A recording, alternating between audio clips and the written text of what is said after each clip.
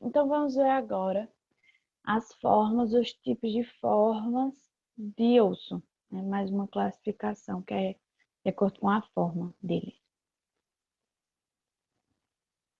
Nós temos o osso curto. Esse osso curto ele é caracterizado por possuir as 3 dimensões dele iguais. Tanto comprimento, largura, espessura, ele é igual.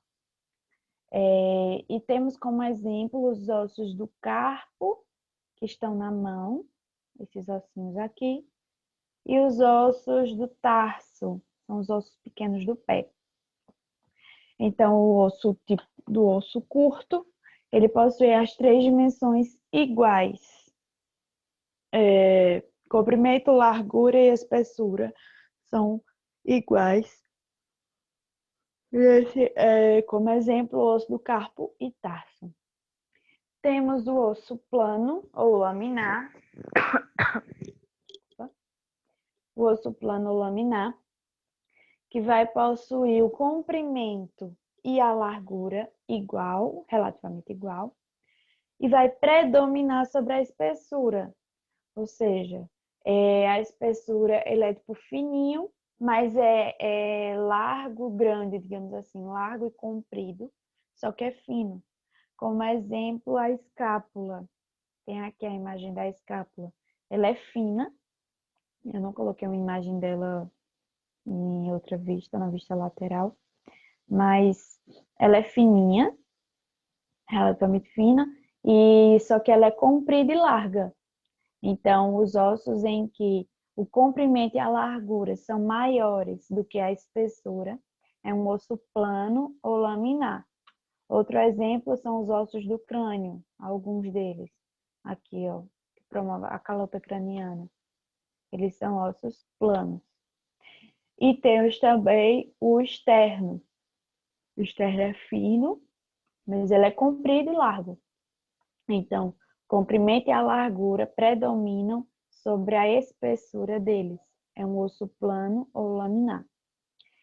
Temos o tipo de osso que é o alongado, mas alguns professores ou alguns autores classificam de outra forma. O osso alongado, pela classificação do livro que eu vi e pelo que eu estudei na época, são ossos longos, achatados e sem o canal central, sem aquele canal medular que nós temos nos ossos longos. Lembra que nós vamos ver já já o osso longo? E ele tem um canal medular no meio. Tem tipo um buraco, um canal que vai passar a medula amarela nele. Só que esse alongado, ele não tem. Que o exemplo é a costela. Aqui a costela, ela é comprida, é igual ao osso longo. Ela é longa, mas ela não tem esse canal. E é achatadinha. Aí esse é um tipo de osso alongado. Mas quando eu falei desse osso, teve algum aluno que falou que seu professor havia falado de que era o mesmo do osso longo. Então, vocês vão pela classificação do seu professor. Se o seu professor ensinou de que as costelas era representação do osso longo, então vocês colocam como osso longo. Na classificação que eu vi, que eu estudei, a gente viu como osso alongado porque não tem o canal vertebral, o canal medular. Então, temos essa classificação de osso alongado, que é um osso longo também, mas que não tem esse canal medular, como exemplo as costelas. Mas caso seus professores tenham dito de outra forma, vocês vão pelo professor, tá certo?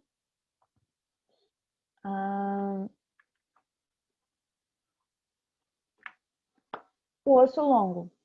O osso longo, ele é caracterizado pelo que o comprimento dele, tamanho dele, vai ser maior que a largura e a espessura. Os irregulares, sim. Já já a gente vê. Então, o osso longo, ele tem o comprimento maior que a largura e a espessura. Ele é grande. Temos o exemplo da clavícula, Temos os ossos maiores, que é o rádio, o húmero, a una, que é aqui os ossos do antebraço e do braço. Temos os metacarpos, as falanges, que são os ossos da mão. Às vezes a gente pode pensar que porque são ossos pequenininhos, eles não vão ser ossos longos. Mas a gente não deve pensar apenas no tamanho dele em geral, em comparação com o fêmur, por exemplo. Nós temos que pensar na forma dele, de que ele é maior em comprimento do que largura e espessura. Então, os metacarpos e as falanges, que são os ossinhos do dedo, das mãos, eles são ossos longos também. As características, né, algumas composições desse osso longo, só um segundo para anotar um nome aqui.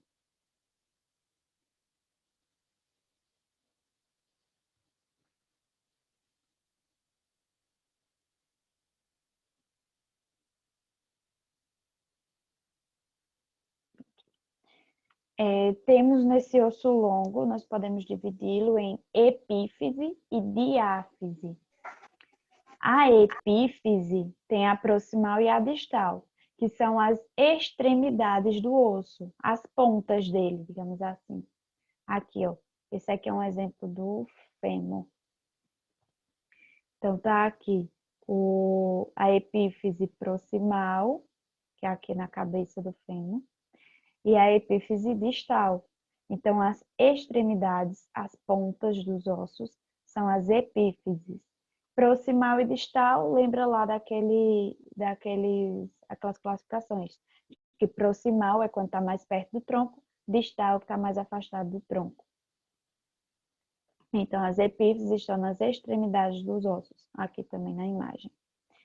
A diáfise vai ser o meio do osso, toda essa parte do meio dele, parte comprida, onde se apresenta o canal medular, que a gente estava falando. A cavidade é o canal medular. Nós encontramos na diáfise.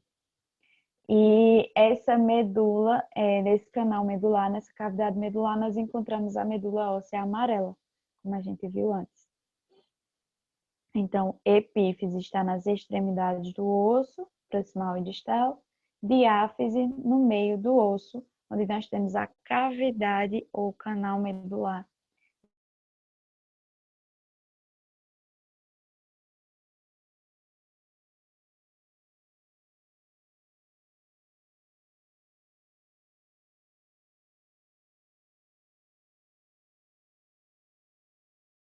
A epifisária, ela vai permitir, vai ser um espaço de cartilagem que vai estar permitindo que o osso cresça. Não está saindo som, vocês não estão me ouvindo?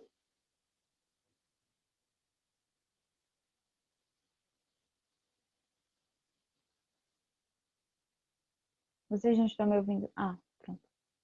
Voltou, beleza. Então, aqui, a linha epifisária, ela vai ser uma cartilagem que vai permitir que o osso cresça. Quando a gente para de crescer, é porque não há mais espaço nessa linha epifisária. Acho que a minha linha epifisária era muito pequena, porque eu cresci pouco. Então, enquanto criança, nós temos a linha epifisária, que ela vai estar permitindo que o osso cresça. E quando a gente para de crescer, é porque não há mais espaço nessa linha epifisária. É tipo uma cartilagem. Pois é, minha gente. Minha linha epifisária foi pequenininha, porque eu sou pequena. Então, vamos lá. Aí temos o tipo de osso que é o irregular. O irregular, ele não tem uma forma geométrica definida. Nós não conseguimos olhar para ele e dizer esse osso tem forma de um quadrado, de um círculo, de um retângulo, porque nós não conseguimos definir uma forma para ele. E como exemplo, nós temos o osso da vértebra. A vértebra lombar, por exemplo. Nós temos aqui, olhamos para a vértebra, mas nós não conseguimos dizer, essa vértebra tem forma de tal coisa. Então, um osso irregular, não tem uma forma geométrica definida. Temos o osso pneumático, que nesse osso pneumático nós encontramos cavidades contendo ar, buraquinhos, digamos assim, buraquinhos que vai passar ar por eles. Nós temos o exemplo do osso frontal, o osso esfenoide, que é esse aqui, ó. Ele parece uma borboletinha. Eu acho ele parecido com uma borboleta.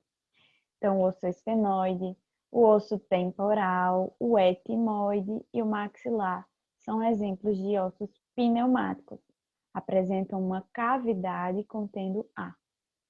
Temos também o osso sesamoide. O osso sesamoide, ele não tem uma função definida no esqueleto, porque são apenas, digamos, bolinhas de osso que nós encontramos geralmente nas mãos e nos pés. Mas nós não conseguimos tocar, assim, tocando na mão e dizer, olha, aqui eu tenho um osso sesamoide. Nós conseguimos ver geralmente por radiografia. Então, aqui a imagem no pé, duas bolinhas no metacarpo do dedo aqui, do pé. Então, metatarso, desculpa. Duas bolinhas. Essas bolinhas de osso são ossos sesamoides. Aqui na mão também tem um pequenininho. Não tem uma função para ele. Mas temos a patela, que alguns autores consideram como osso sesamoide, só que bem maior, né? Porque esses ossos sesamoides no pé e na mão são pequenininhos. Já a patela é bem maior. Então, por alguns autores, ela é considerada como osso sesamoide e ela tem uma grande importância na articulação do joelho, questão de estabilidade e tudo mais. Depois, ao longo do tempo, dependendo do curso de vocês, vocês vão vendo sobre a patela. Então, temos esses três tipos de ossos também. Alguma dúvida entre esses tipos de ossos em questão da forma deles?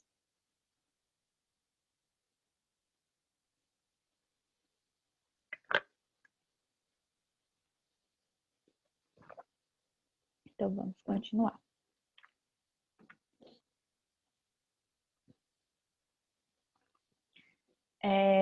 Nós temos umas membranas que vão encobrir esse osso. O periósteo e o endósteo. O periósteo, ele vai ser uma membrana de tecido conjuntivo denso e fibroso, que vai estar revestindo a parte externa do osso, na região da diáfise. Ele vai envolver o osso na região da diáfise. Não envolve a parte das epífises, porque na parte das epífises nós temos a cartilagem articular, que é a parte que vai se articular com os outros ossos. Então, o periósteo, nós encontramos revestindo, é uma membrana que vai revestir a parte externa do osso na região da diáfise. E a função vai ser, a principal função desse periósteo, vai ser estar protegendo esse osso, além de servir como um ponto de fixação para os músculos. Os músculos que estão em volta ali, eles vão estar se fixando nesse periósteo desse osso. Temos também o endósteo. O endósteo é também uma membrana que vai estar envolvendo esse osso, mas ele vai estar revestindo, envolvendo por dentro, internamente. É endósteo, dentro. E a principal função vai ser nutrir e fornecer novos osteoblastos, novas células que vão produzir a matriz, que vão estar permitindo o crescimento e a regeneração do osso. Então, o periósteo vai ser uma membrana que vai revestir o osso por fora, um revestimento externo na região da diáfise, e o endósteo é um revestimento interno do osso, por dentro, permitindo a nutrição, além de fornecer as células para o crescimento e regeneração do osso. Então, aqui na imagem nós temos o endósteo, que está por dentro, e o periósteo aqui fora. Endo, dentro. Aí só é lembrar do endo, que aí a gente lembra do periósteo, que é fora. Pronto. Em introdução de anatomia e sistema esquelético, temos isso. Alguma dúvida em relação a esses assuntos? Para a gente passar para o de articulação?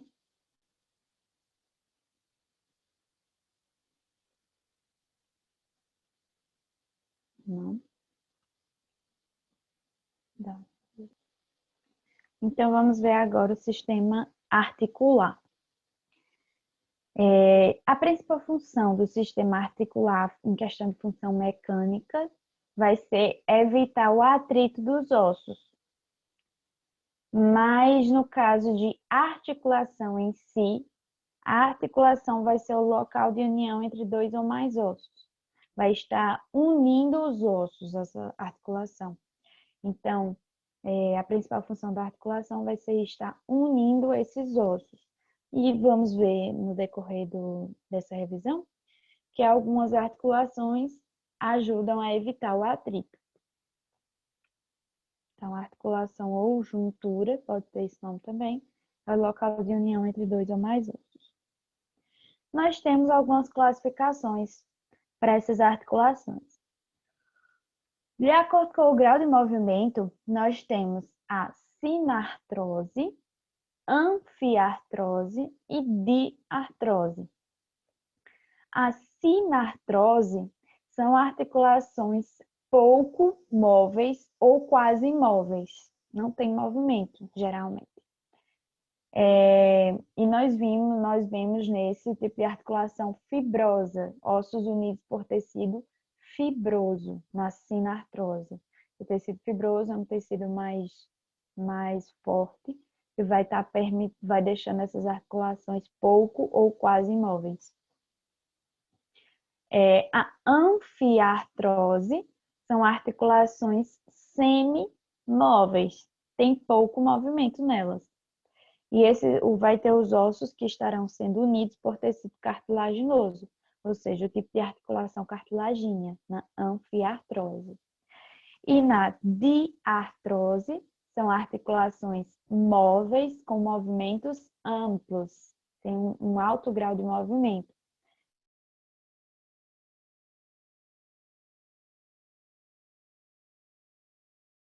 De acordo com o grau de movimento, nós temos a sinartrose, que são articulações pouco móveis ou quase imóveis, que são as articulações fibrosas.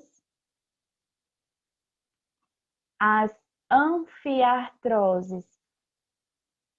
Travou. Tá.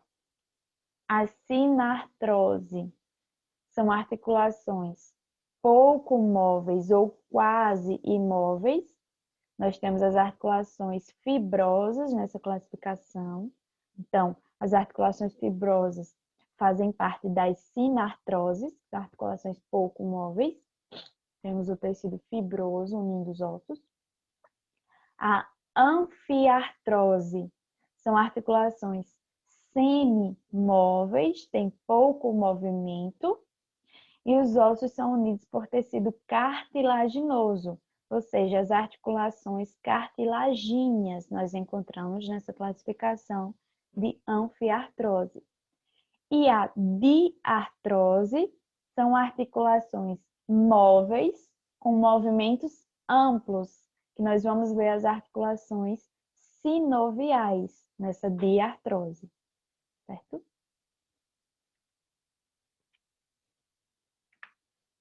Então, a articulação fibrosa, que é uma sinartrose, ela tem tecido fibroso, nós encontramos tecido fibroso entre os ossos.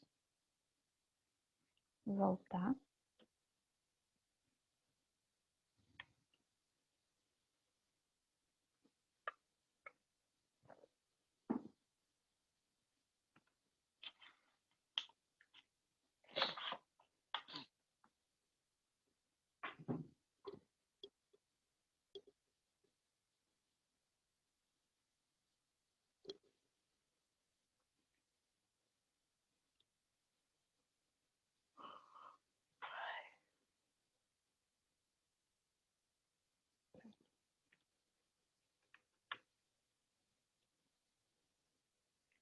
Então, a articulação fibrosa, o nome já diz, fibrosa, tecido fibroso entre os ossos. Ela faz parte lá das sinartroses, as articulações que têm pouco movimento, que são quase imóveis, no caso. Aqui. Sinartrose que tem pouco móveis ou quase imóveis. Então, as articulações fibrosas têm tecido fibroso, fazem parte da sinartrose, que são imóveis ou quase imóveis. Temos 3 tipos: a sutura, a sindesmose e a gonfose. A sutura, ela possui 3 tipos de suturas. A sutura plana, que é retinho entre as duas. Deixa eu ver se eu coloquei alguma coisa aqui. Coloquei. A plana, a escamosa e a serreada. Nós vamos ver aqui. A plana, ela é retinha. A união é retinha, que é, por exemplo, aqui entre os ossos nasais. A serreada, ela é tipo um zigue-zague. Ai, desculpa. Ela é tipo um zigue-zague aqui, a serreada, entre os ossos parietais do crânio. A escamosa, ela não é nem zigue-zague, nem é reta. Ela é meio irregularzinha assim. E ela está entre o osso parietal e o temporal. Essa sutura, ela tem um tecido fibroso bem fininho. Ela é muito fininha, nem parece que tem alguma articulação ali no meio entre os ossos, porque os ossos são muito unidinhos. O tecido ali entre eles tem pouca quantidade, é bem pouquinho. E elas são imóveis, as suturas são imóveis. O principal exemplo onde encontramos é no crânio. Então, aqui, as suturas, elas são encontradas entre os ossos do crânio. Temos a plana, a escamosa e a serreada. A plana nós encontramos entre os ossos nasais, que ela é retinha. A escamosa nós encontramos entre o osso parietal e o temporal do crânio, que ela é tipo um zigue-zague. Não, ela não é um zigue-zague, perdão. Ela é irregularzinha, mas não é nem um zigue-zague, nem é reta. E a serreada, ela vai estar entre os ossos parietais. Ai, meu Deus, eu confundi. Foi. É isso, tá certo. E nós temos, no crânio do recém-nascido, a quantidade de tecido fibroso é maior. Como a gente estava vendo, que o cérebro ele é protegido pela calota craniana, só que no recém-nascido ela não está totalmente formada. E enquanto ela não está totalmente formada, o tecido conjuntivo fibroso entre esses ossos é maior, onde nós encontramos a fontanela, que é esse espaço assim com mais tecido fibroso entre os ossos. E vai permitir maior mobilidade também, porque vai ajudar no nascimento do bebê. Para passar pelo canal, ele vai ter mobilidade nesse crânio. Se fosse todo fechadinho, seria duro, não teria o que movimentar. Então, e nem crescer também. Então, no crânio do recém-nascido, nós temos uma quantidade maior de tecido entre os ossos e vai deixar os ossos mais separados e vai permitir também maior mobilidade. Isso no recém-nascido. Depois, essa quantidade de tecido vai diminuindo e os ossos vão se unindo e ficando bem juntinhos. As sindesmoses, que é outra classificação de articulação fibrosa, nessa, em comparação com a sutura, na sutura nós vimos que o tecido é bem pouquinho, o tecido fibroso das articulações das suturas. Já na sindesmose, tem uma quantidade maior. Aqui, o principal exemplo, nós temos entre a articulação da tíbia e da fíbula, aqui na diáfise. Toda essa região branquinha aqui é a sindesmose, a articulação. ela é pouco móvel, não tem muito movimento. Então, a sindesmose, diferente da sutura, ela tem uma quantidade maior de tecido fibroso, né, nessa articulação entre os ossos. Já a sutura, nós temos uma quantidade bem pequenininha, tanto é que a gente nem vê. E aqui a gente consegue ver. Outro exemplo também é entre os ossos do rádio e ulna, no braço, no antebraço. Aqui. Tem a sindesmose, pouco móvel. E a gonfose é uma articulação fibrosa entre o dente e o alvéolo. Então, entre o dente e o seu alvéolo, nós temos a articulação de gonfose. Isso nós não vemos muito, não. Alguma dúvida entre essas três articulações fibrosas?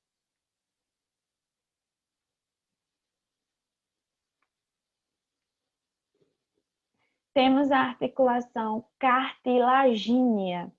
A articulação cartilagínea ela está classificada lá nas anfiartroses, que tem pouco movimento, uma mobilidade reduzida, ela tem pouco movimento. E possui um tecido cartilaginoso, ou seja, possui cartilagem nessa articulação. Nós temos dois tipos, a sínfise e a sincondrose. A sínfise, ela possui fibrocartilagem, cartilagem fibrosa, mais resistente, mais forte, digamos assim. E a sincondrose é uma cartilagem hialina. Vamos ver aqui. A sínfise, nós temos os ossos que estão unidos por um disco de cartilagem, que é a sínfise. Elas são semimóveis. Explicar o que de novo? A cartilagem. A articulação cartilagínea, ela faz parte lá da classificação das anfiartroses, que são articulações pouco móveis, que tem pouco movimento. Ela tem uma mobilidade reduzida e possui o tecido cartilaginoso, tem cartilagem nessa articulação. E nós temos dois tipos de articulação cartilagínea, a sínfise e a sincondrose. A sínfise, nós temos uma cartilagem fibrosa, que é mais forte, e na sincondrose, a cartilagem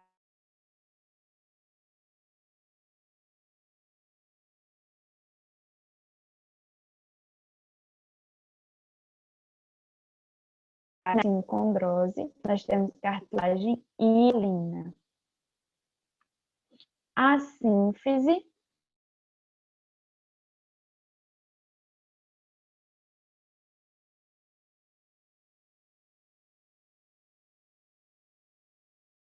aqui embaixo.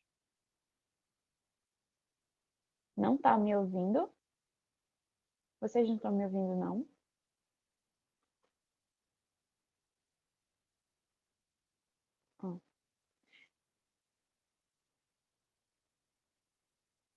Tá. Vocês ouviram eu falar da cartilagínea?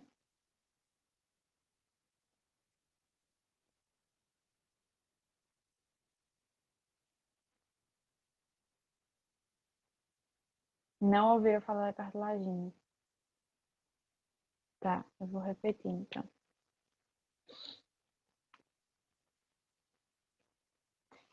Então, estão me ouvindo?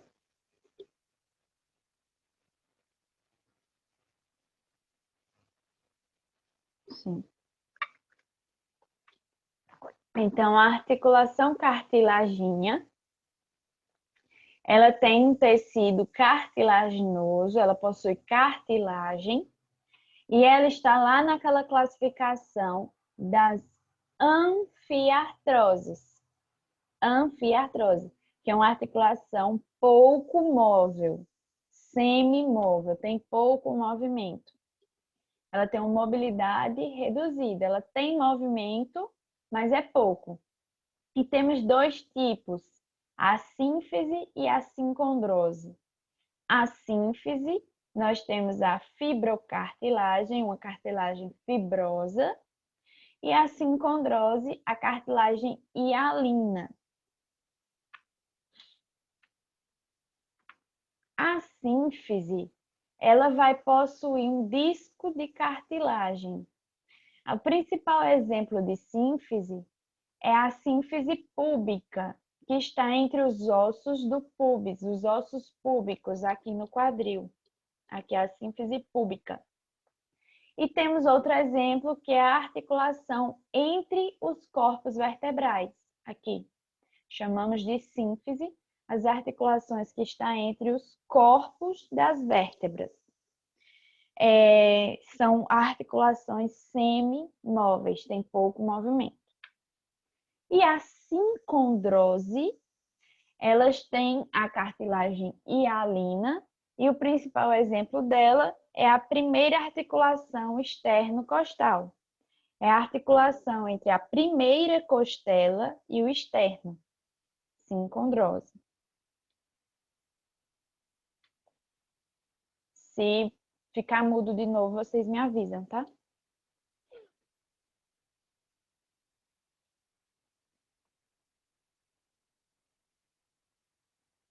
Eu parei de falar agora, mas foi para anotar um nome. Então, a articulação sinovial. A articulação do tipo sinovial, ela está naquela classificação das diartroses. Ou seja, tem um amplo movimento. Ela tem muito movimento. A sinovial, a articulação sinovial faz parte das diartroses. É uma articulação que vai ser predominante no nosso esqueleto, é a que mais tem no nosso corpo. E elas podem ser não axiais, que não têm um eixo de movimento, uniaxiais, que só vai ter um eixo de movimento, como exemplo, flexão e extensão. Tipo cotovelo, a articulação do cotovelo é uniaxial, porque só faz flexão e extensão. As biaxiais, bi2, tem dois eixos de movimento. Como exemplo, o punho. O punho faz flexão e extensão e faz a adução e a abdução. As multiaxiais têm vários movimentos. Travando. Tá travando para todo mundo?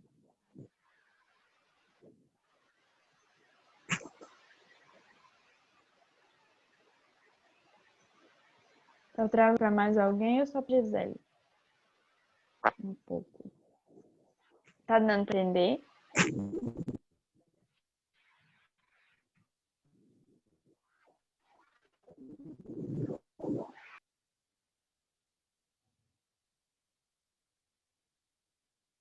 Vocês estão ouvindo?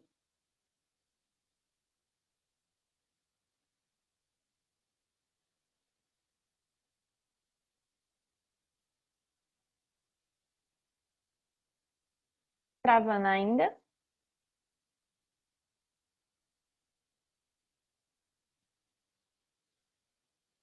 Agora, pronto, vou aproveitar. Então, as articulações sinoviais, elas são predominantes no esqueleto, fazem parte da diartrose, aquela classificação que a gente viu, que tem amplo movimento. Elas podem ser não axiais, que não têm um eixo de movimento, uniaxiais, tem um eixo de movimento, ou seja, flexão, extensão, por exemplo, a articulação do cotovelo, que só faz flexão e extensão. Biaxiais, tem dois eixos de movimento, como exemplo, o punho, que faz flexão, extensão, adução e abdução. As multiaxiais, que faz vários movimentos, a articulação glenoide, que é a do ombro. Ela faz flexão, extensão, adução, abdução, rotação interna e externa. Então, as articulações sinoviais, elas têm uma mobilidade maior, têm amplo movimento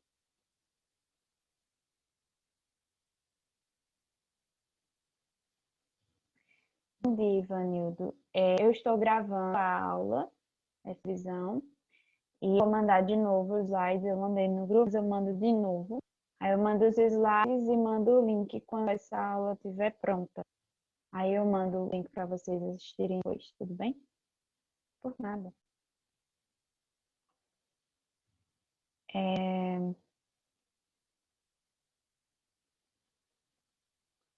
Pronto.